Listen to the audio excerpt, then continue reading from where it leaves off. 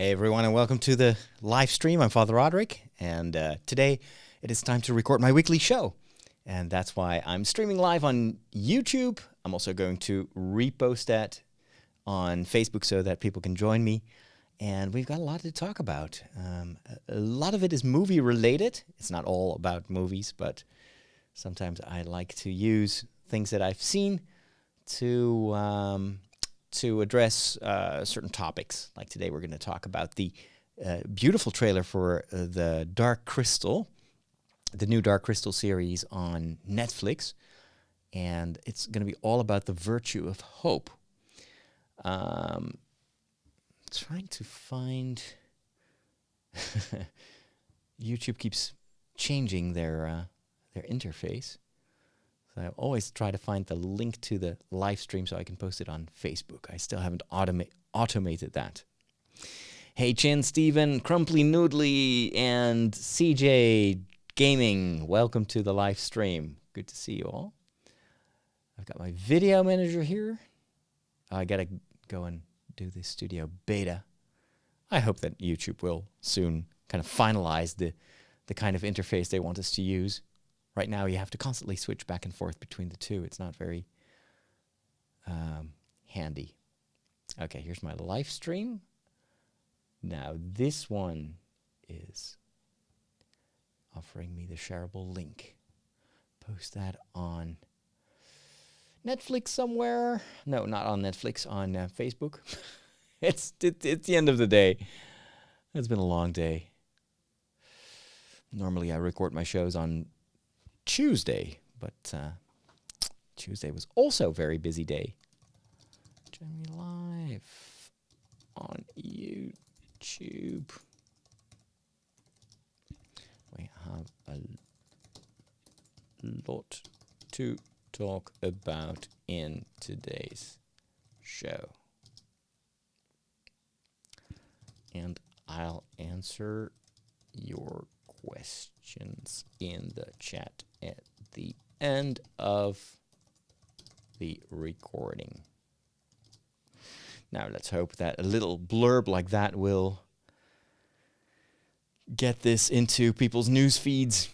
Facebook is really using its monopoly to kind of manipulate what people see or not. And as soon as you mention YouTube or you link to a YouTube video, it goes down in the algorithm. Anywho, there's nothing I can do about that now. This is just a little service to my Facebook followers. All right, let's get rid of that. I like how it looks as if this desk is completely clean, because the iPhone that I'm using to stream is just filming like the clean part of my desk, but the thing is full of stuff. I'll show you later. Hello, Tanya. Hello, Mike. Matthijs, Steven. I already said hi, Steven. So, Mike, apparently the notification system still doesn't work correctly, because yesterday I was streaming on YouTube in the evening, and I missed you somehow. So maybe you were doing more important things. That is possible too. But I hope it will work in the future, because when I'm streaming Lego, I'm not reposting it on Facebook. Anyway, we'll talk about Lego in a minute. Let's first get going with the recording of this show. I've got my SD card in it, so I press record, and then we're good to go. Hello there, and welcome to my weekly show. I'm Father Roderick, podcasting from the heart of the Netherlands, the beautiful city of Amersfoort, where the weather is not that beautiful. It's been raining, and there were even some thunderclaps. But hopefully the weather will still give us a little bit of summertime at the end of this month. Here's hoping. This episode is made possible by my patrons, people that support me on a monthly basis with a little donation, and sometimes a big donation, for all of which I'm very grateful. And in return, I give them an extra podcast every week, and And this is going to be something to look forward to in the month of August. I'm going to give them an English documentary that I filmed while I was in Ireland. And it doesn't really matter what level of patron you are. I just want to give something back. So if you want to have more information about that, or you want to get that link to the Ireland documentary that is hopefully going to be ready soon, go over to patreon.com/Father Roderick and take a look and see if you can support me. This is what's happening in your world. Face it, Catholics rule. We got Boston, South America, the good part of Ireland, and we're making serious inroads in Mozambique, baby. You've taken your first step into a larger world. All right, so I've been very busy these 2 weeks. I've been back for about a week and a half. It's incredible how quickly vacation is over. And I don't know what is happening in your life, whether you're still on vacation or you're back at work or back to school or back to the university or whatever your day-to-day life consists of. Well, it's too bad that time flies by so fast. By the way, I spoke about that in the newest episode of The Walk. I read an interesting scientific article about our perception of time. And so I have some tips on how to experience time so that it doesn't go by that quickly. And if you want to check that out, go over to tridio.com and listen to that latest episode. This is a Lego week for me. We've been developing the plans for the next few months.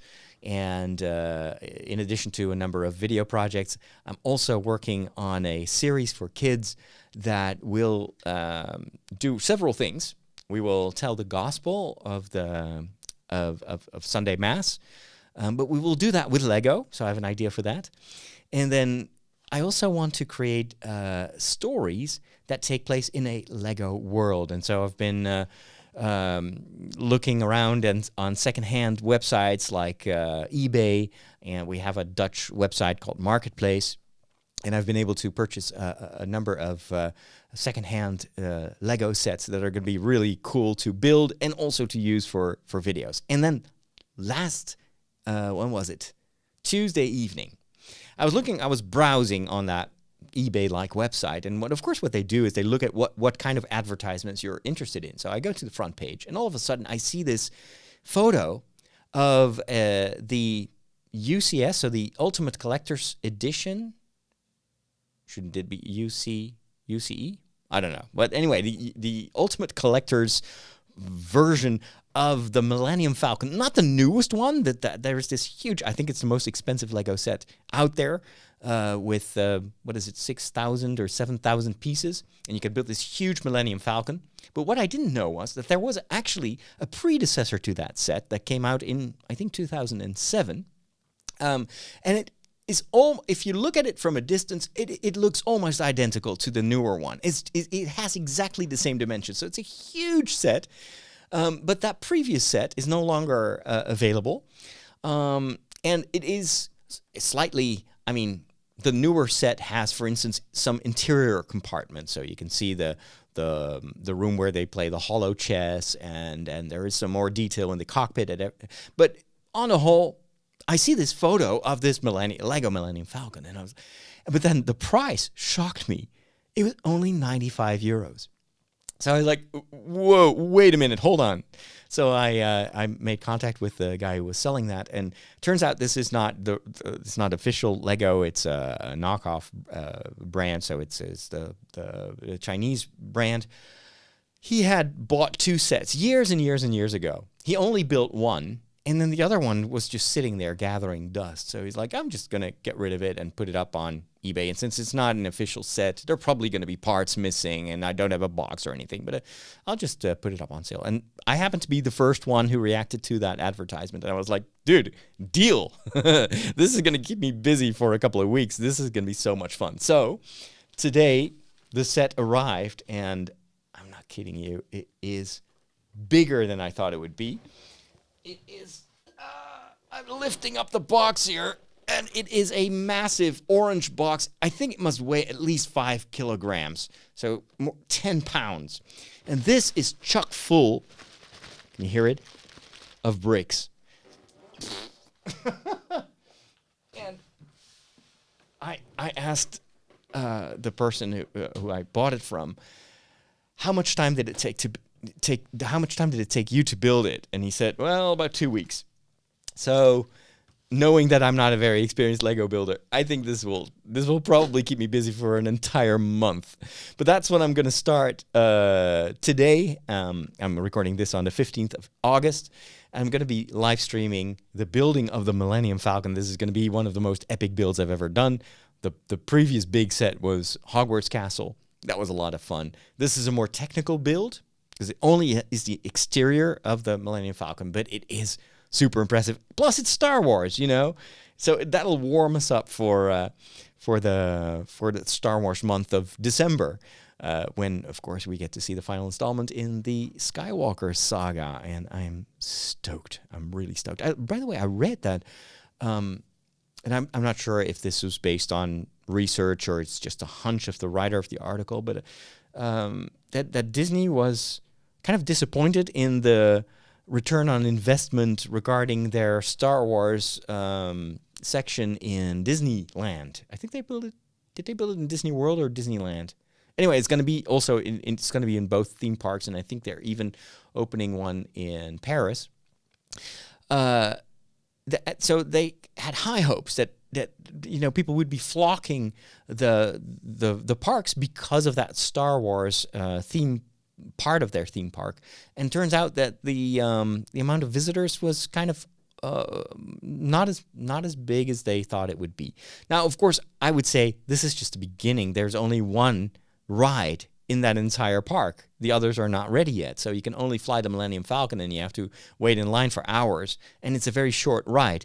So how interesting is that going to be? It's kind of comparable to when I first visited Universal Studios, the Harry Potter section. It had two rides, I think. It had the wand shop, and then it had a kind of was inside the castle, and it was this 3-dimensional broomstick ride. It was very cool. And I think there was also a roller coaster that they had just kind of modified a little bit, so it had a Harry Potter vibe. I think they now replace it with another ride, which is much more Harry Potter themed. But there wasn't much. And I think but over time, Universal Studios has been continuing to build that part of the park, and now it's one of their main attractions. So I would say give it some time. But then I also read in that article that apparently a younger generation is less interested in Star Wars as the generation of their parents. So for kids, Star Wars is not as popular as it used to be in my time. So I don't know if that's true, but if so, that would, of course, be a major problem for Lucasfilm, for Disney, and potentially also for us as Star Wars fans, because it means if there's no market for it, then there won't be much. But on the other hand, I can also imagine that Disney will continue to kind of improve the quality of their Star Wars products or productions, and maybe the new Disney Plus channel will also help kind of solidify that brand, because I don't think that Disney is ready to kind of give up on Star Wars anytime soon. But it's just not as popular as their Marvel success, which is unbelievable. Plus, I think this has been a record year for Disney, because the Lion King is also breaking all records, even though it didn't do that well among critics. But it is, I think it's a #1 movie in a decade in the Netherlands. More than 1.5 million, no, more than 2 million people in the Netherlands alone have already seen that movie. Now, you have to keep in mind, there are only like 15 or 16 million people living here in this country. So that's insane, those numbers. So yeah, let's hope that Disney can pull it off and give us much more Star Wars in the future. Since we're already talking about movies, why not just start the segment? And I'm not going to talk about Star Wars, but I'm going to talk about a science fiction movie, or a science fiction series that feels like a movie on Netflix. And I also briefly talk about the Dark Crystal series that Netflix is going to bring us. I think it'll start in 2 weeks from now. And I'm stoked, and especially now that there's a new trailer. And I'm going to talk about all about it. How do you not like movies? They're predictable. Like, the guy gets the girl, and that kid sees dead people, and Darth Vader is Luke's father. Not liking movies is like not liking puppies. They're fine. I just get bored and never make it to the end. You know, you need a movie education. You need a movication. I'm gonna give it to you. So the series that I first want to talk about is called Another Life, and it just popped up on the front page of my Netflix account, and it stars Katie Sackhoff in the main role. She is playing a character called Nico. She's living with her family in the near future when suddenly a strange artifact lands on Earth. It's first some kind of a Escher-like, impossible, like infinity signal, and then when it touches down, it transforms into this huge crystal, and they are trying to communicate with it, but they can't figure out what it is, and whether this alien visitor is even hostile or not. And so the plan emerges to send a spaceship to the planet that this artifact or this huge crystal mountain originates from, and then they want to make first contact and figure out what they should do with this alien life on the planet. Now, the plot itself is full of holes. There are some very unlikely elements in it. For instance, why would you fly? They establish very quickly that there has never been first contact with an alien life form. They've never been to other planets, yet they do possess the ability to send a spaceship to another solar system, in another galaxy perhaps, or I don't know. They don't really explain how the ship gets there, but it's kind of weird that they're so baffled by, this alien technology, and at the same time, and they're really doing the kind of the Close Encounters thing. So they're playing music to communicate with it, and then the thing kind of communicates back in music, in Mozart. And so that's the first kind of science fiction trope that this series is full of tropes, all sorts of, or homages if you're more positive. So it really refers to a lot of established science fiction tropes. So anyway, on the planet, they're like standing there with like 4 people in front of that. So there are only 4 scientists that are in a little tent, and they're trying to communicate. Well, I'm like, if this would happen in real life, you would have tens of thousands of scientists working on that.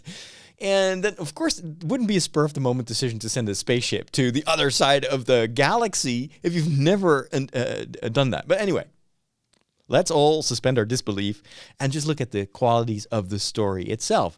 Does it work? Well, let me play a little bit of the official trailer here on the Netflix YouTube site, and then we'll talk a little bit more about it. We interrupt this broadcast for an emergency alert. The Department of Defense is confirming reports of an unknown object entering Earth's atmosphere. The first character that we're introduced to, by the way, is a vlogger, like a modern-day vlogger, and she's the most annoying character in the entire series. So she's like a gossip vlogger, and for some reason, people take her seriously. It's really weird. I am coming back. I promise you. And here Nico is saying goodbye to her family. So from that moment on, the story kind of splits into what happens on the ship and what happens back on Earth with her husband and her child. Here we go. We are on our way to a planet full of aliens. I found something. How many of these things do you think are out there? Our first contact with an alien civilization is a risk. And then, of course, is it going to be positive or not? Are they in trouble or not? We don't know. We are all here for the same reason. To protect the lives of the people back on Earth. So that is, of course, what's that? impetus for their journey. And then things go haywire, both in the ship and on the planet Earth. What happened here is going to happen on Earth. Oh God, no. I have to save the crew. Save Earth. What if by doing this, we launch into an interstellar war? We don't have a choice. Another Life. I was pleasantly surprised. I've been a little bit critical here in my first assessment of the story and how improbable it is, but I've been very pleasantly surprised by the quality of the series itself. The acting is great. I love Katie. Always been a fan of hers since Battlestar Galactica, where she played now it escapes me. Anyway, doesn't matter. She's great in that series. She's awesome here too. There's also a lot of care put into the special effects. The sets themselves look amazing. And then the stories are kind of, it's simple science fiction. So it is not really a very complicated story. It's most of the time it is about conflicts on the ship itself, people doing stupid things, and oh my goodness, in some episodes, they are so dumb. Like there's one episode where I'll try to kind of keep this vague in general in case you want to check it out. They're visiting this moon or something like that, and one of the crew members gets infected. I won't go into the details. It is a very thrilling episode, and there's a lot of gore in it as well, and it made me think right away of Aliens. But it's filmed almost on the quality level of a movie. It's incredible how television has improved its standards. But anyway, so you follow this entire episode, and then it almost kills everyone. And what happens in the next episode? They go to another planet, and they are just walking around there without helmets, without any protection. I was like, how dumb can you be? You just got infected. You're in outer space. We are not used to all the organisms that we may encounter. What were you thinking? And of course, things go wrong again. So every episode, there are these cringeworthy moments where it's like, I cannot believe how stupid this crew is. And in a certain way, of course, don't blame it on the crew, blame it on the writers. It's so lazy writing from time to time. But that is compensated by just the pace of the series, the quality of the effects. The acting is nice. It's an interesting crew. There are likable characters, people that you don't like. It feels like classic serialized science fiction. And that's how I kind of approach it. I don't take it too seriously. I don't expect this to be like an incredible story full of, moments, transcendental moments that make you think about the meaning of life. Nah, this is just popcorn television, but it's really well done. This is not Battlestar Galactica, but it is still very entertaining. Now, another gripe that I have with this series is its ham-fisted way of introducing kind of modern sensitivities. This series tries so hard to be more than politically correct that you're like, oh, give me a break. Like, for instance, it has the doctor on the ship is played by a transgender actor. And it's very matter-of-factly. They don't really go into it. This is not as when Star Trek introduced its first, what was it? Was it this couple, was it Sulu, who had a husband on Earth, and they kind of forced it onto you. And then in Star Trek Discovery, there is also this male couple, but it's so in your face, and so this is going to look so old-fashioned in 5 years from now. But it's all about, I don't know, just them trying to make a point of having the first homosexual couple on a major science fiction show. But here they try to do that a little bit with the transgender character, who I assume is also played by a transgender actor. But they don't mention it. Nobody's weirded out by it, or is any. So in that respect, at first I was like, "That's the way to do it." Just like what matters is what people do, the choices that they make. That's how the Catholic Church always approaches this. You are not your sexual identity. We are more than a heterosexual or a homosexual or a transgender. Or God looks at us, loves us because we are His children, and because we can make the right choices in life, and that is what matters. So anyway, that at first I was like, fortunately, this is not kind of in your face. It's still a bit like, whoa, I've never seen a transgender actor or character in a science fiction series. So yeah, they're breaking new ground here.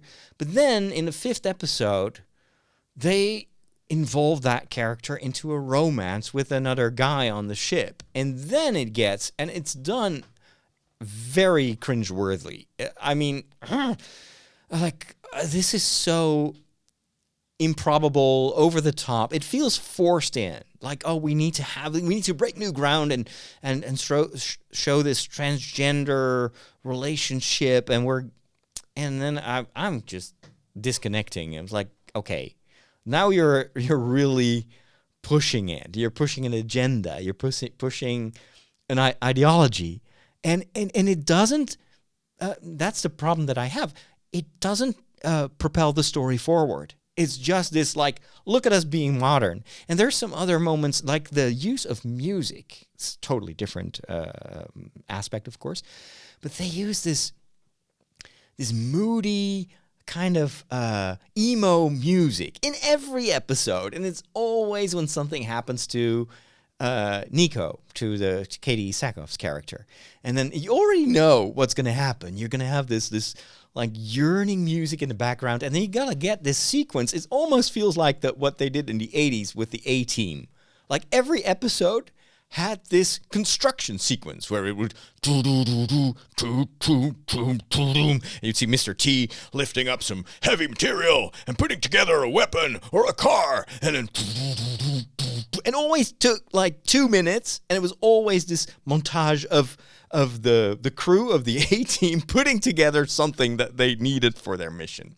Well, this science fiction series has the same problem. It's like, I don't know why I live, why I die, stars in the sky. And then you get these, I'm just making this up right now, but and then you see these long shots of Katie Sackhoff looking super depressed, and then the camera just floating around in space and looking at other characters in the ship, also looking super emo and super depressed and super sad. And then that song just goes on and on and on. It's like, oh, can we get on with the story, please? This does not serve the story. This is just to sell musical tracks or something like that. And so that's my beef with this series. There are these moments like I want to like the series. I like the series. It's an interesting story, and I like it because it's full of tropes. But then every episode is like, oh no, not again. No. Oh, here we go again. All right, how long is this going to take? 3 minutes. It's over. Okay, can we now please go back to that planet that is infecting the entire crew? So that's basically, in a nutshell, my take on Another Life. I've not seen the entire series, so it may pick up the pace later on. It probably will get better over time. The first 6 episodes, it's a mishmash of tropes, of great sets, great camera work, great acting, and some very cringe-worthy stuff that returns time and time again. And by the way, other morally objectionable element I thought in the story also felt ham-fisted and artificial.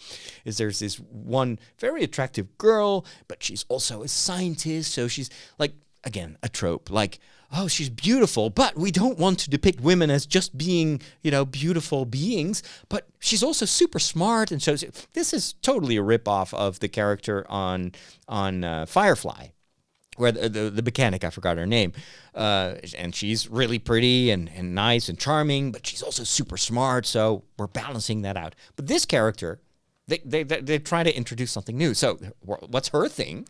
Well, she falls in love romantically with 2 guys at the same time. And the guys are like, let's not do this, okay? I will let you have her. Already that is kind of, they create a love triangle, but then instead of going with the interesting dynamics of like what we had with Luke and Han Solo and Leia, before Luke, of course, knew that Leia was his sister, but there's this tension, and it's funny, and you can do stuff with that.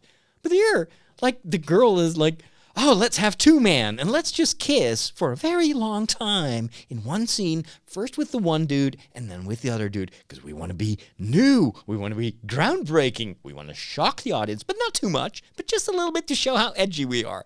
And I'm thinking, how lazy can you be as a writer, and how you don't take us seriously as the viewers, and you don't take you don't take the issues that you want, the agenda that you want to promote, you don't even take that seriously because it's so lazy writing and doesn't serve the story. It's just a thing that you thought was cool and you just, let's put that in. Like a girl kissing two dudes. Oh yeah, we've never seen that before.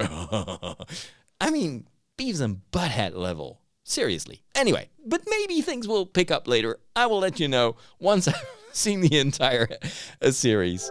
All right, let's go over to the Peculiar Bunch. Catholics rock!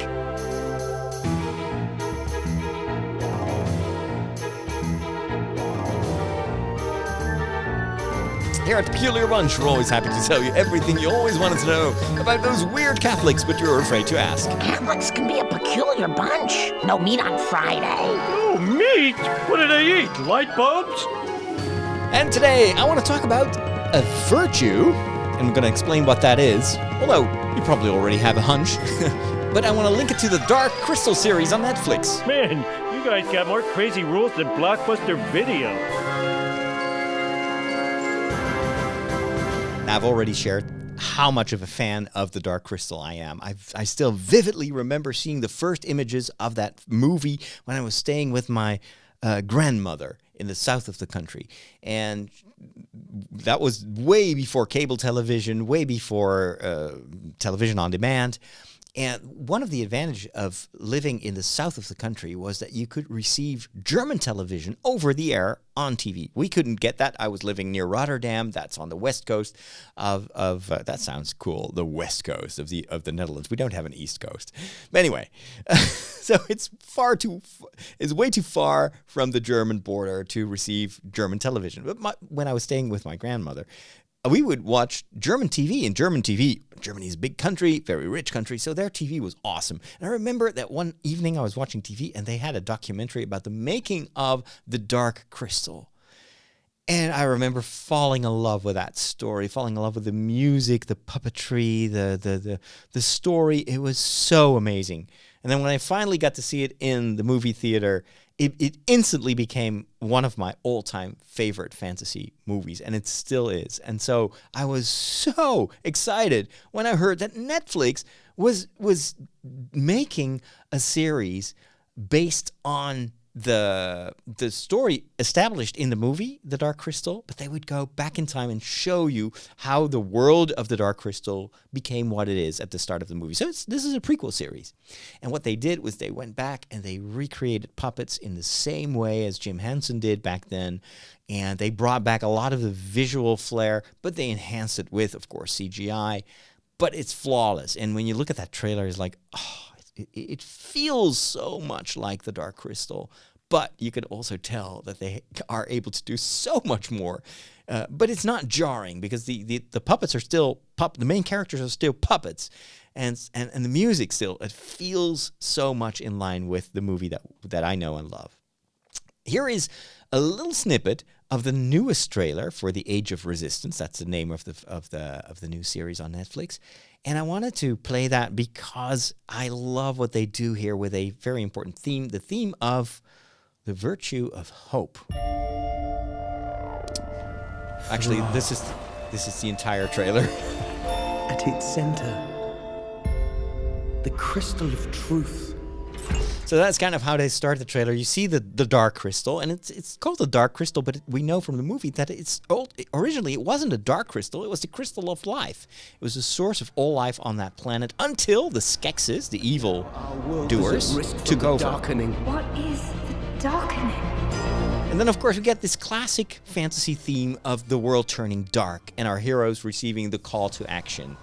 And so you've got this female character, and she gets a vision of what's happening, what the Skeksis are doing to the Dark Crystal. A vision. We read too many stories. No, this was And of course, that's very cool. She's not believed by her mother. I assume that's her mother. And so these young gelflings, I think they're called, these elf-like creatures, they're on this adventure to figure out what's truly going on. And then they start talking about hope in this darkened world. Join me, so we may finally unite as one against our true foe, the Skeksis. We are eternal! And that's interesting. The Skeksis are trying to become immortal, and they misuse the crystal for that. So the crystal is feeding them so they can stay alive. But I have hope. Here he comes. This becomes interesting. We have hope. So it's hope versus the darkening. And then there's some interesting parts here. It's fragile. Hope is fragile? Precious. Precious? Hope catches the light. Catches the light. I love that. Splitting the darkness. And it splits the darkness. So hope is also a weapon. Your destiny. And it reveals your destiny. Your true destiny. I don't think anything will ever be like it was again. No. It will be better. That was very cool too. So Jim Henson's The Dark Crystal, Age of Resistance. Not only do I like the looks of it, but I also really, really love what they do thematically here with the story, because this is kind of the you could say the fundamental mythology that underlies almost every myth, every fairy tale, also a lot of Bible stories are based on this kind of on these universal themes of hope versus darkness. And so I figured, you know what? I'm going to share a little bit what this virtue of hope truly is. And in order to do that, I have to explain a little bit about virtues in general. We all know what virtues are. We may not be able to kind of name all of them, but a virtue, when you say someone is virtuous, it means that's someone who is behaving in a good way. That's how I would define virtue. A virtuous person is a person who acts, chooses, speaks in a way that is good for that person and for all of us. So virtue is behavior. It's about virtue inspires the actions. It inspires the choices that you make, and if those choices serve good, then that person is putting virtues to work, or is inspired by certain virtues. What are those human virtues? And it also requires effort, right? One virtue could be, for instance, human virtues. Let's see here in the Catechism of the Catholic Church. They consist of, well, do I have a list here? They require work because we, according to the Catechism, we're wounded by sin. That's true. We're tempted to be selfish and to not be virtuous. And so virtue also means overcoming sometimes your instincts or your passions or your self-interest by doing what is right and not just what feels right.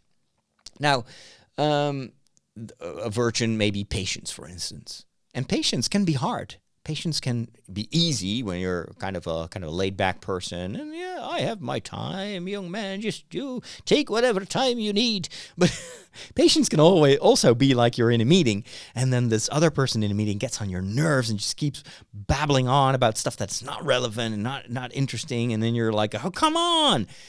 And instead of saying that out loud, like, come on, can we please finish this discussion and move on? You're like, okay, let that person just take its time and let me be patient. So then you are putting some effort into it out of charity in a certain way, because you want to respect that other person. You want to give that person the ability to speak his or her mind, even though it gets on your nerves. So that's just one example. There are some important virtues that are called theological virtues. These virtues are infused by God in us. So God is the origin of us having these virtues, but then we still need to act upon them. And those theological virtues are faith, hope, and charity. And that middle one, hope, is the one that gets mentioned in this trailer. In addition to that, you also have what we call the cardinal virtues. The cardinal virtues are the kind of the most important human virtues, so that are just shared by anyone on the planet, or can be put into action by anyone. Those virtues can be, for instance, stable dispositions, perfections of the intellect. That all sounds very intellectual here. But it is an habitual and firm disposition to do the good. So anything you do that is good and that becomes a habit, you can call that a virtue. So if you do one good thing, that is laudable, but it's not a virtue. A virtue means you do it habitually. So you've made it you turned it into a habit. So there are tons of virtues that have to do with self-mastery, the joy of leading a good life, etc., etc. There are 4 cardinal virtues. There are prudence. Prudence is the ability to discern what is the right way to do something good. So you may know, like in general, like I got to do good things. I got to help the poor, for instance. Prudence will help you discern in very specific situations in your particular life, what should I do to attain that, that good for the poor? So what does that mean for me right now in this situation? That's what we call prudence. So it's kind of the theological definition. Then in addition to that, as another cardinal virtue, you have justice. It is the will to give due to both to God and to your neighbor, to do what is right, and to make the just, to give to Caesar what belongs to Caesar, to give to God what belongs to God. Justice is another cardinal virtue that will generate good in the world. Injustice, very clearly, makes people unhappy, and it creates division and can cause wars. So justice is a cardinal virtue, very important virtue. Then fortitude. Fortitude, not a word that we use a lot. I'm not talking about Fortnite here. Fortitude is the moral virtue that ensures firmness in difficulty and constance in the pursuit of good. So it's kind of linked to perseverance. It is the resolve to resist temptations, to resist obstacles, to keep doing the good. Fortitude would be something for Harry Potter. It's this desire to do good, whereas Slytherin would probably just, let's just give in to temptation, and we can use other means that are not very not very virtuous to still attain what we want. Temperance is the 4th cardinal virtue, and temperance is what brings balance in the way we use our created goods. So temperance is, for instance, that virtue helps you to balance leisure and the need that we all have to, for instance, to take it easy, to relax, to play a game or watch TV, with our duties in life, with our responsibilities. So it helps us balance our appetite, for instance. What is temperance? It means you eat and you can enjoy that, but you don't overeat. You don't stuff yourself so you harm yourself or others. Those are cardinal virtues. And then, of course, these 3 theological virtues of faith, hope, and charity are even more important because they lead us to God and they stem from God. These are faith, hope, and charity cannot exist if they weren't given to us by God. So it's God's Holy Spirit that inspires us to put those virtues into action. And they lead us ultimately to Him, because He's the source of all hope. He's the reason for all hope. He's the reason and the source of all charity, and the reason and the source of all faith. And faith, of course, is also trusting Him. It's not just believing intellectually, but it's entrusting you to God. So hope, what they say here in the trailer is beautiful, because it's a common theme in a lot of mythology. Mythology is always about a situation that goes haywire. In this situation, it is the world of the crystal, or whatever it's called before it was the dark crystal. But because the source, what is supposed to be a source of love, of life in that world, is perverted. and is used by the Skeksis for their own benefit, and their will is to live forever. We are immortal, they yell. Very similar to what we see happening in the Harry Potter world with a guy like Voldemort. Literally, his name means the one who tries to rob himself from death, or is on the run for death. And he does something similar in the first book. I've mentioned it time and again. He kills a unicorn, a symbol of Christ, a symbol of life, and the preciousness and the vulnerability of life. And he drinks that blood so that he can live again and he can become stronger. And so he perverts what the unicorn stands for. And that brings people to despair. Everybody is so fearful of Voldemort that they don't even dare to mention his name. Then comes along Harry Potter. You're a wizard, Harry. And he is named. He's not afraid of Voldemort. He's not afraid to die. He's not afraid to sacrifice his life. And so, in a way, in a very human way, he tries to be virtuous. He tries to have hope, faith, and love. And there are many elements in the Harry Potter story that refer to those theological virtues. It doesn't openly say that it is a religious book, but J.K. Rowling has used religious themes and values in the way that she tells that story. In The Dark Crystal, you see something similar. I don't know what the background is of the writers of that story, but I do know that once they start talking about hope versus the perversion of the Skeksis, and that hope, they say beautiful things about hope. Hope is vulnerable, and it truly is. If you look at how much despair there is in our world, think of the political situation in many of our countries where so many politicians are using fear-mongering, literally, to destabilize us and to make us fly towards them like, you're afraid? Good, because I will protect you.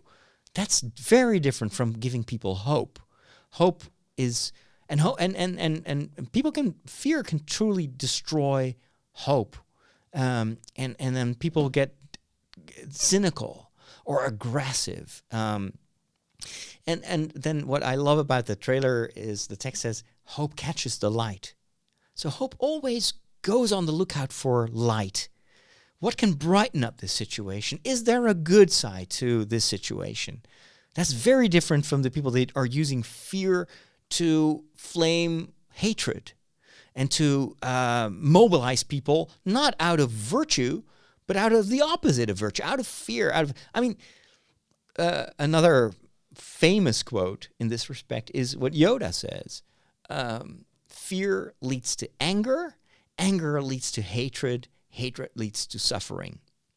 That's quite the opposite of what the virtues, and especially the theological virtues, are trying to establish in the world. The opposite of fear is faith.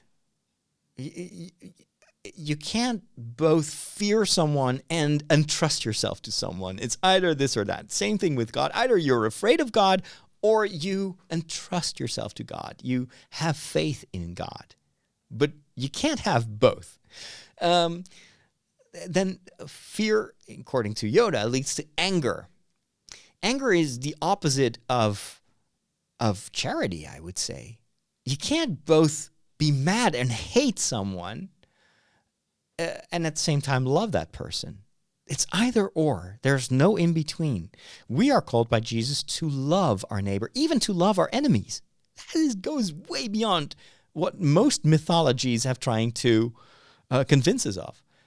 Jesus goes all the way to not only do you have to tolerate your enemies, you have to love them and pray for them. And he gives the example by doing that on the cross. So anger versus charity versus loving. And then hatred, I would say, versus hope. Or suffering versus hope.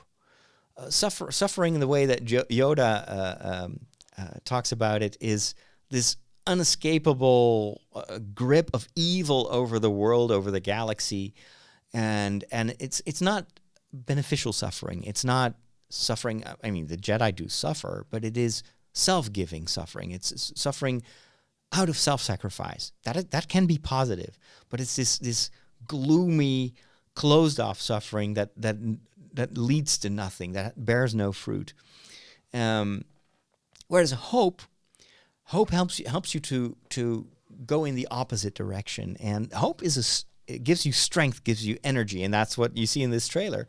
Hope feeds the resistance. I love the subtitle of this Dark Crystal series, The Age of Resistance. What motivates the resistance, and that's true for Star Wars as well, is hope. The end of Rogue One, when this soldier finally, after almost being killed by Darth Vader, hands over the plans for the Death Star, and now the resistance, the rebellion, has something to overcome evil. And then Leia, the CGI version of Leia, turns towards the camera, and then what is it? And then she says, hope. Even though I didn't like the CGI Leia, I loved that final word of Rogue One, because it means that Episode 4, A New Hope, is exactly what that moment means. It's hope. And hope gives this rebellion, completely outnumbered by this evil empire, by this dark Sith Lord who is at the beyond evil. He's worse than Vader. But despite all that massive strength of evil, hope is what makes them ultimately, what makes them endure suffering, what helps them to sacrifice themselves. Look at how many pilots are killed in the attack on the Death Star. And it's ultimately also what makes them reach this ultimate, end, which is the complete victory over the darkness and the evil of the Empire. And in this case, we already know how the Dark Crystal ends. Go see the movie. It ends, of course, with the Skeksis being defeated.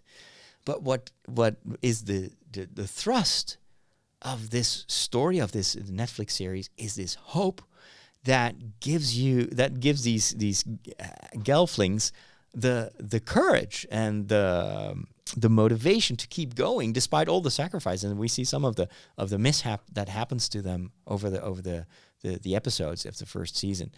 But hope keeps them going. This is a trailer that I do not only admire because of the beautiful special effects and the nostalgia, but because it talks about one of the most important things that keeps us going. And of course, in a theological context, hope would ultimately not be just hope for earthly deliverance, for human deliverance, but hope is ultimately also the hope that one day all our suffering will be over. It's hoping for eternal life. It's hoping for love everlasting. And that too can help you in life through many dark times in your personal life or in the world that you live in. Without hope, we have nothing. So cultivate that virtue and try to catch the light, as this trailer says. Don't despair. Don't get angry. Don't fear. Certainly don't hate. But choose the light side. Choose the side of hope, love, and hope, charity, and faith. And then you will brighten your own life and you will brighten the world. When did you become an expert in thermonuclear astrophysics? Last night. The packet. The extraction theory papers. Am I the only one who did the reading? I have read, and I am still reading, 2 books that I want to briefly mention here. The first one is an audiobook that I discovered on my audiobook subscription service. It's kind of similar to Audible. It's called Storytel. I'm not sure if it's available everywhere in the world, but you may want to check it out. So it's this the first novel in a series of novels based on Stranger Things.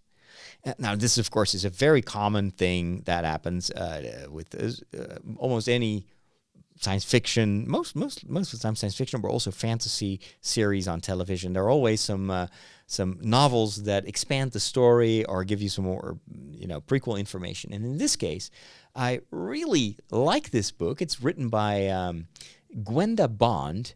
And the subtitle of the book is Suspicious Minds. So it's Stranger Things, Suspicious Minds. What makes this so interesting, this book, is that it tells the story of Eleven's mother. 11 is the girl, in case you've never seen the series. It's about a couple of teenagers that discover that there is a dark side hidden underneath our reality that is trying to take over this little village. And sometimes you get sucked into that other reality, what they call the upside down. We would call it the underworld. It's kind of like hell and heaven. And then 11 is this girl that we discover has been almost raised as a supernatural experiment, and is abused by the government because they wanted to turn her into a weapon. She has psychic abilities. And then in season 2, we meet her mother. We don't get to hear much about what happened to her. The only thing that we know is that she was also somehow manipulated by this government experimentation. This story shows us what happened in the 60s. And that is the second element that I like so much. Not only does it give us background about, I think, a pretty important character in season 2, and it kind of gives that character much more depth and makes it more enjoyable to see her back in season 2, but it also takes place in the 60s. Or I should say late 60s, early 70s. And so there are a lot of cultural references, just like the television series does so well, to that era. And it does a pretty good job in recreating the vibe of those early 70s. And I lived in those early 70s, so I recognize a lot of that stuff. So it's a fun read. It's not a very deep book, but it is surprisingly good. And I really enjoy it, and it tells a story that I don't think that we'll ever get to see in a television series. It also expands upon another character that we know from season 2, and one of the most controversial characters, Kaylee. At one point, there is this other girl that also grew up in that laboratory, and she's not 11, she was number 8. But her role was not very well done. I did not like that sequence in season 2. But at least now we get to know a little bit more about her past. And I haven't finished the book yet, but hopefully that will give a little bit more depth to her character in season 2. The second book that I want to recommend is about Lego. Hey, I told you this was a Lego month, or Lego week. It's called the Lego Neighborhood Book. It's written by 2 brothers, Brian Lyles and Jason Lyles. One, I think, works in marketing and the other in software, but they are also Lego fanatics. And they're very good at building houses, what they call in the Lego world modular buildings. Now, these modular sets are made for adults and really not targeted at kids. And they're architectural sets. So you build a building, a modular building, which means you can stack them together and create a street or a city even. And those are very difficult builds, and they employ a lot of techniques. So oftentimes with children's sets, you may have a building like the other day. I built a Lego Ninjago set, and it was supposed to represent a gate and then 2 prison cells. But they do that very minimalistically. It's just to evoke a setting, and it's meant for kids to play with that. But with the modular sets, it's really they want to create a building that is complete with staircases and everything. Those architectural sets are very, very beautifully done. Super interesting details, also on the inside of the houses. And so this book is all about how you can make your own modular buildings. And what I like about this first book is really inspiring. It gives you like, oh, I could do this or I could do that. And there's a second tome also, a second book also. But what this first book does really well is it shows you how to make a standard house, and you can change the facade. And they take you step by step through making this modular building, and then you can make like the coolest building in there is an Amsterdam canal house.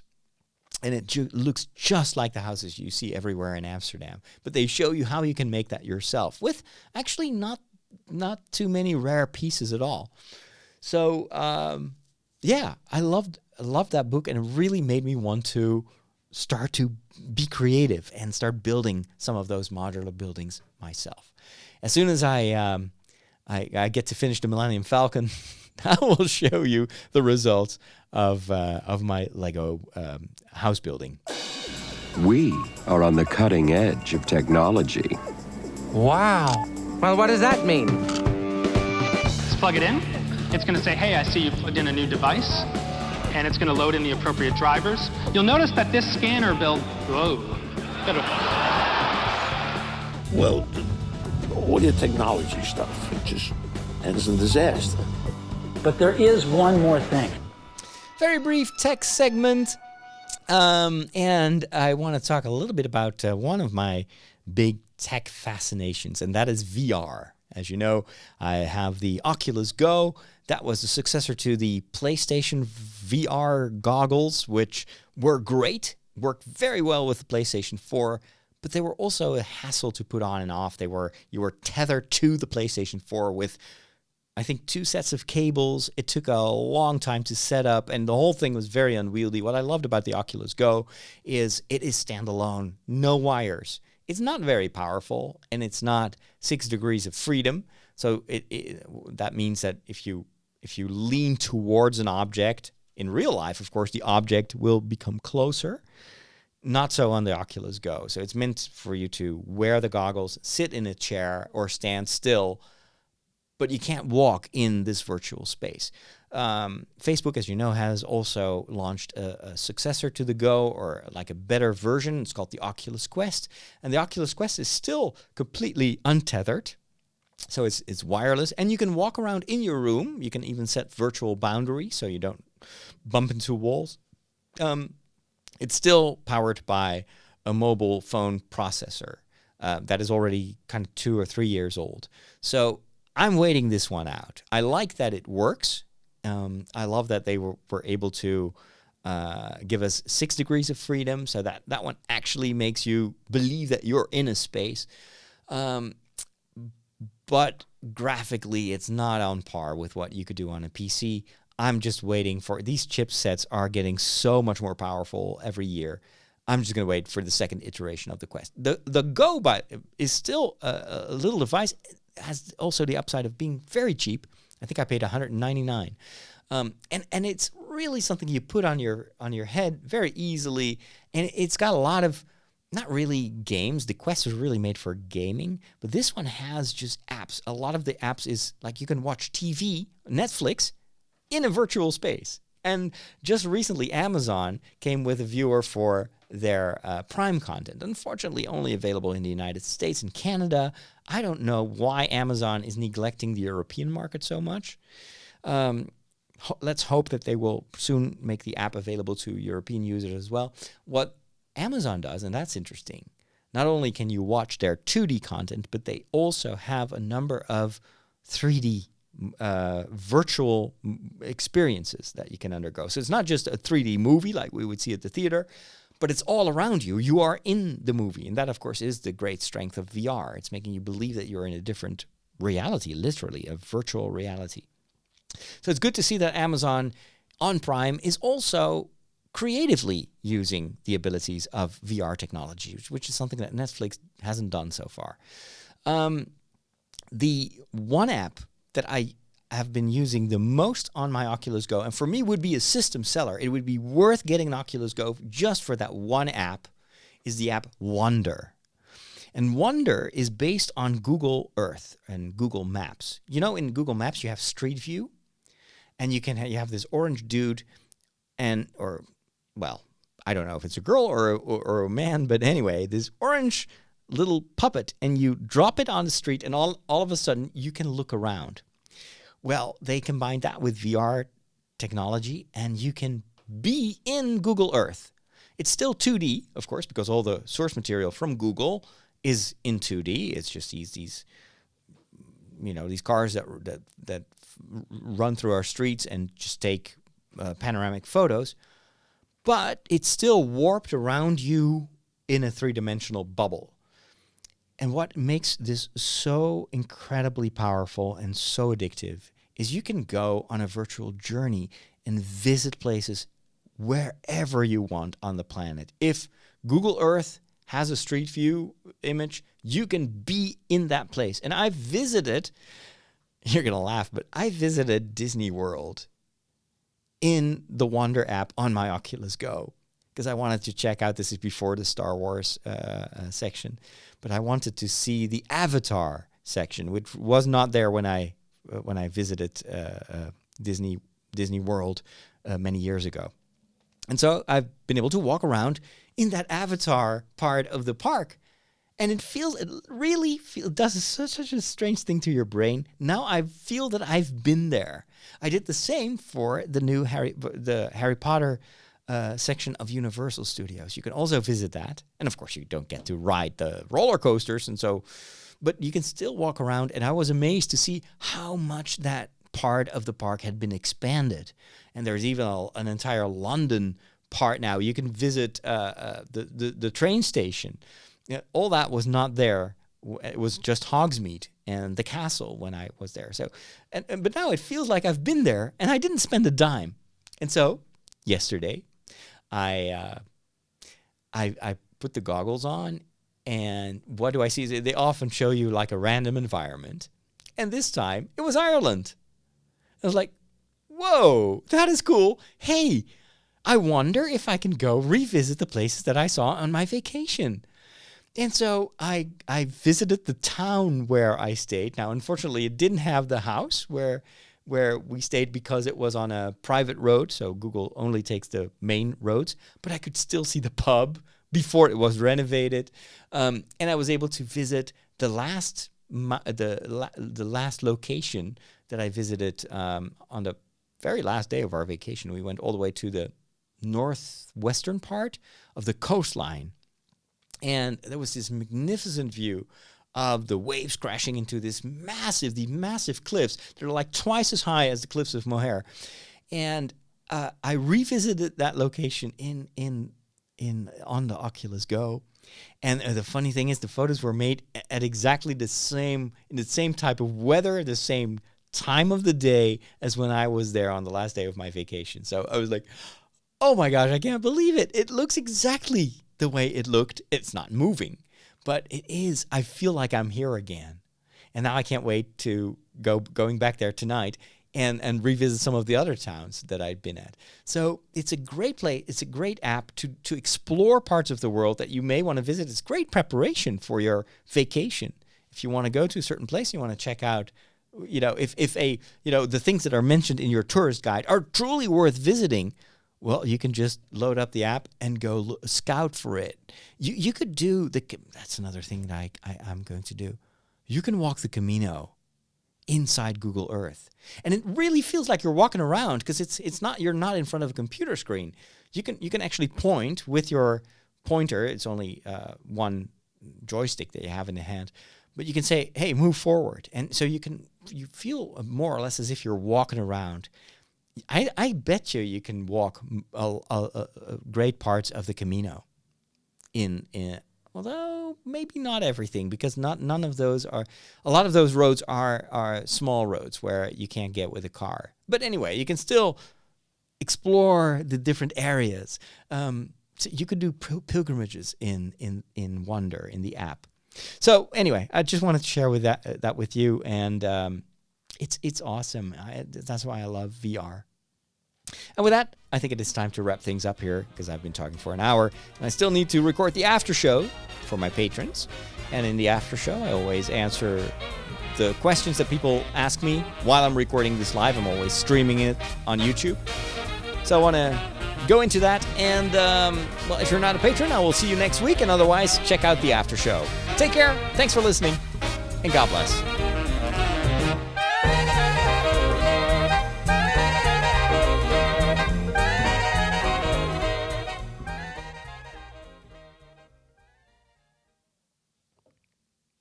And it's a wrap. All right. Let's turn that jingle off. And let us record the after show. Here we go. Hey there, and welcome to the after show. I'm Father Roderick, and thanks for being a patron. Super happy. I also want to specifically thank those of you that have recently become a patron, welcome to the club. I'm excited that you are part of this small community, small, klein but fijn, we would say in Dutch. So small but great. Actually, that's a perfect translation. It's small and great at the same time. In this episode, I want to first go through the comments that were posted while I was recording this week's show, which was, by the way, in case you're kind of listening to this out of order, it was the episode where I talk about the virtues in the Dark Crystal trailer and the virtue of hope. And I also gave my review of the new science fiction series starring Katie Sackhoff from Battlestar Galactica on Netflix, which is called Stranger Things, called Another Life. And I had some good things to say about it and some bad things. And in the meantime, while I'm recording the show, are always people asking me questions. So, for instance, the first question that someone asked, I have a candle standing here on the table. It's a little lantern, and it's got a candle. And on screen, it really looks as if it's a real flame. But it's not. This is fake, and I still don't know how they do that. But it is I think it's still a wax. The candle is made out of wax, but there's a little LED in it. And then there's this small plastic flame. And I think it must be the heat of the LED. And that's quite impressive because an LED is very cold light. Doesn't get hot. And I think it is warming up the air around the flame. The flame itself is balanced on a little rod, metal rod. And so because that air is heating up a little bit, the thing just moves and it reflects the light of the LED. And on camera, it is almost indistinguishable from a real flame. It has the same movement because, of course, a flame is also moving because of the warm air. And so it's a very ingenious little trick. But this, I could leave this on all night long and the house won't burn down. Let's see what else. Chin wrote in the chat, my house caught on fire, and luckily the Lord was with me. It started to rain and no serious damage. Well, that is pretty shocking news, and I'm very glad that it started to rain. You could call that providence. Other people that don't believe would say, you've been lucky, and I think it's. One thing doesn't exclude the other. God often works through events, through people. And there's this great story that I sometimes tell kids about this guy who is on the rooftop of his house, and he's a very firm believer, and so he's on the roof because the place is flooding, and there are these massive floods, and he's standing there in the rain, and he's like, oh, God, you have to help me. He starts praying. He says, God, help me, help me, help me.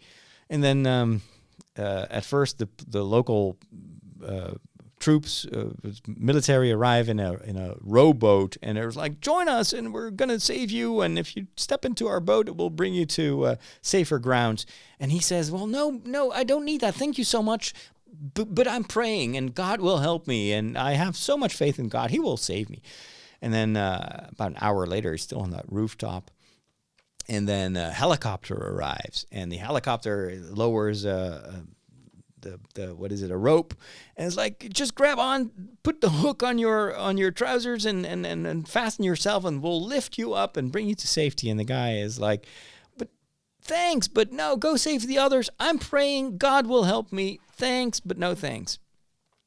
And then I think towards the end, he's still not saved, and then he continues to pray, help me, and then all of a sudden there is a floating piece of wood, kind of think end of like a wooden door, just like at the end of the Titanic movie.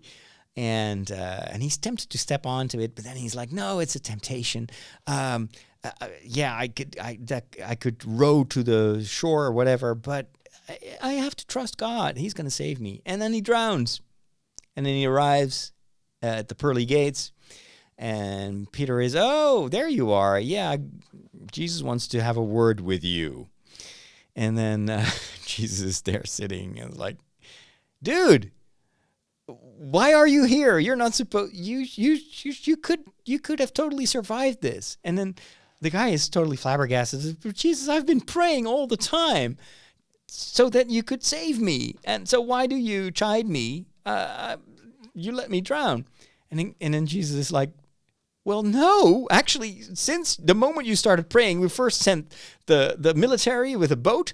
Then I sent a helicopter and you refused that. And then thinking, well, I'll just put a floating door in front of you and it'll step on that. And then you didn't do that either. So I tried to save you 3 times and you refused. So anyway, it's a little metaphor, a little story to show that God is not a deus ex machina. God's providence can work through an event like, rain that extinguishes the fire. And sometimes God will seemingly not help you, but it may be because he has other plans. And so you can sometimes pray for something and God may not, it may seem as if God is not listening to you. But as one child once put it, if God doesn't seem to answer your prayer, it's not because he doesn't listen, but it's because he's got a better idea. And that's it. That's a great explanation of how God's providence works. But good for you that your house was saved. Let's see, what else is there in the chat? Mardarska Kabashka, I hope I pronounced that correctly, has a question. Hello, Father. I have toe thumb fracture. I don't have gypsum, but this Sunday I wasn't in church. Is that a sin? Thanks. No. That was not a sin. You were impaired. You wanted to go to Mass, but you couldn't because you had a toe fracture and you could not walk. And there was no other solution for this. So God never asks the impossible for us. But so if you are ill, for instance, if you have very serious reasons for not being able to go to Mass, then you don't sin if you don't go to Mass. You can always compensate for it in other ways. Pray, watch a Mass on TV. There are lots of older people that can't come to Mass anymore. They watch TV and they do what's called spiritual communion. So they entrust themselves to Jesus. Even though they don't physically take communion, Jesus will still give them the same graces as if they had gone physically to communion. So, but again, just use common sense. If you can't walk, you can't go to church, and God will not blame you for that. Now, if you deliberately told yourself on Sunday morning, I don't want to go to Mass because boring homily and it's raining, let me drop this hammer of Thor on my toe, and oops, now I can't walk anymore. So, yeah, then that is a sin. But I kind of gather there is no Thor's hammer involved in your situation. So, don't worry, don't sweat it. We talked about Jim Henson and about the Dark Crystal, and someone with a screen name, Just a Little Podcast, wonders if I have read The Tales of Sand. I don't even know what that is, Tales of Sand. Let me look that up on Amazon. Tales of Sand. Has that got to do... Oh, it's written by Jim Henson. That's interesting. Jim Henson's A Tale of Sand. Is it a comic book? The groundbreaking 3-time Eisner Award-winning graphic novel. Join us as we explore the missing piece of Jim Henson's career and a celebration of his creative process, gorgeously brought to life by acclaimed illustrator Raymond Perez from Wolverine and the X-Men, Spider-Man Year One. Discovered in the archives of the Jim Henson Company, Tale of Sand is an original graphic novel adaptation of an unproduced feature-length screenplay written by Jim Henson and his frequent writing partner, Jerry Jewell. Tale of Sand follows scruffy Everman Mac, who wakes up in an unfamiliar town and is chased across the desert of the American Southwest by all manners of man and beast of unimaginable proportions. Produced with the complete blessing of Henson co-CEO Lisa Henson, Tale of Sand was hailed as a groundbreaking achievement upon release, winning the Eisner Awards for Best Graphic Album, Best Pencil or Inker, and Best Production Design, as well as winning the Harvey Awards for Best Graphic Novel and Best Artist. Wow. Yeah, I definitely need to check that out. 137 pages available as a hardcover for $15 and on Kindle for $7. That's an okay price for a 137 page novel. Thank you so much for the tip. I really appreciate it. This sounds like something I need to read. Patrick has to go to bed because he lives in the Philippines. I always love it when we have an international audience, and it's already 11:30 there. That's the advantage of a podcast, of course. Matthijs is also going to listen to the rest of the podcast later because it's already dinner time. What time is it? Oh, it's 6 o'clock. Wow, I got to go home as well because I have Mass for the 15th of August, which is the Assumption of the Virgin Mary today. Brenda agrees with me about the scene in Rogue One about hope. I love the message of hope and the connection to A New Hope, but I didn't like the CGI Leia. They did like a deepfake version of that using photos of Leia, and it's uncanny how much better that deepfake version is compared to the CGI version that Industrial Light and Magic made.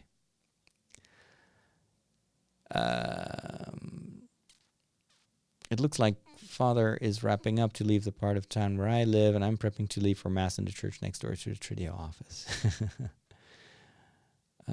Aiden wants me to play Roblox. Yes, well, maybe sometime. I am not in a hurry. Brenda says, it's amazing how God's plans for us are always much greater than what we can imagine for ourselves. That's true. God sometimes has a better idea. Adam is saying hi from London, and I'm saying hi back. Inge now wants to know if there's Mass in the village. No, there's not. There's only Mass here in the church. But I have a meeting at 8 o'clock. So if I go to Mass here and can celebrate here in the parish, I won't be able to get there in time. Or maybe I can. Maybe I can. I'm not sure if the Mass is going to take an hour. The meeting starts at 8 o'clock, so I was thinking of celebrating Mass by myself. But maybe that's not necessary. If I go and get some food right now, I may be able to make it back in time, or I'll just be 5 minutes late. I'll just celebrate here. It's more fun. All right, that's it for today. Have a great, wonderful rest of your week, and I will talk to you guys soon. Thanks for being a patron. God bless. That's it, ladies and gentlemen. Thanks for watching. I'm going to get some food, and then I'm going to go on with the rest of my day. I may do some Lego tonight if you want to chat some more. I've got 6 kilograms of Lego waiting to be assembled. If you want to see how that goes, make sure to subscribe to my YouTube channel. Bye for now.